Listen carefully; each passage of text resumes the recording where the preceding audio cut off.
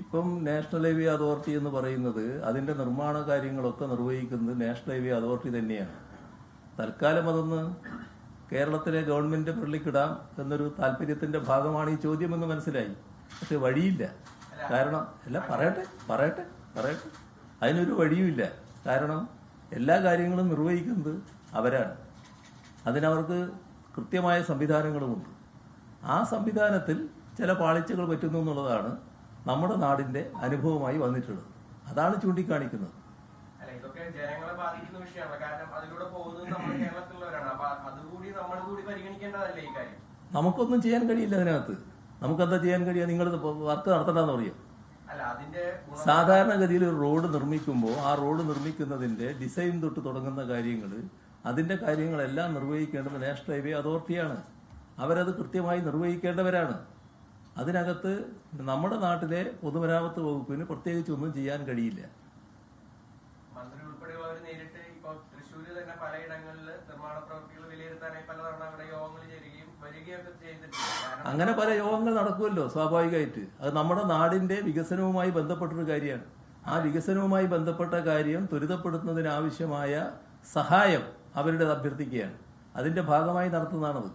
ഇപ്പോൾ 4 ദിവസം മുൻപ് ഇവിടുത്തെ ഈ കേരളത്തിലെ അവരുടെ നാഷണൽ ഹൈവേയുടെ റീജിയണൽ ഓഫീസറുണ്ട്. അദ്ദേഹവുമായിട്ട് ഞാൻ സംസാരിച്ചിരുന്നല്ലോ. ആ സംസാരിക്കുന്നത് അവരുടെ മറ്റു നടപടികൾ ഇടപെടലല്ല. ആ സംസാരിക്കുന്നത് എന്തിനാണ്? എപ്പോഴേക്ക് നിങ്ങളുടെ പദ്ധതികൾ പൂർത്തിയാക്കാൻ പറ്റും. നേരത്തെ മിനിസ്റ്ററുമായി സംസാരിച്ചപ്പോൾ ഉണ്ടാക്കിയ ധാരണയുണ്ട്.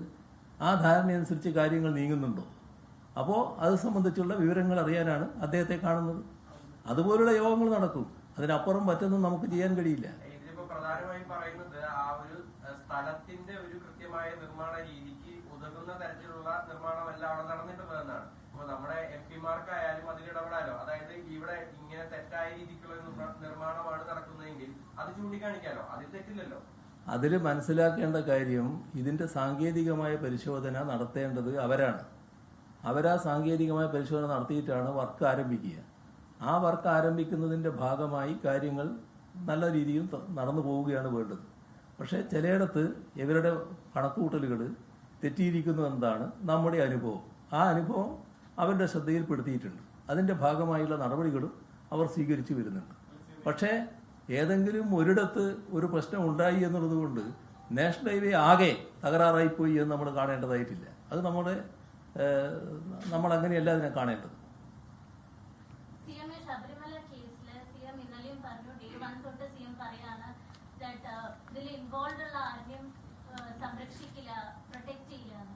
പത്മകുമാർ അറസ്റ്റ് ആയി കഴിഞ്ഞിട്ടും ഇതുവരെ പാർട്ടിയിൽ നിന്ന് ഒരു ഡിസിഷൻ എടുത്തിട്ടില്ല. അത് എന്താണ് ഒരു ഡിലേ പാർട്ടി സൈഡിൽ? അത് നേരത്തെ പാർട്ടി പറഞ്ഞു കഴിഞ്ഞ കാര്യമാണ്. ലോകത്തെവിടെയായാലും ഏത് സമയത്തും 24 വാർത്തകളും ഓഗ്മെന്റഡ് റിയാലിറ്റി പാക്കേജുകളും എക്സ്പ്ലെയിനറുകളും വിശദമായി കാണാൻ ഞങ്ങളുടെ യൂട്യൂബ് ചാനൽ നിങ്ങൾക്ക് സബ്സ്ക്രൈബ് ചെയ്യാം.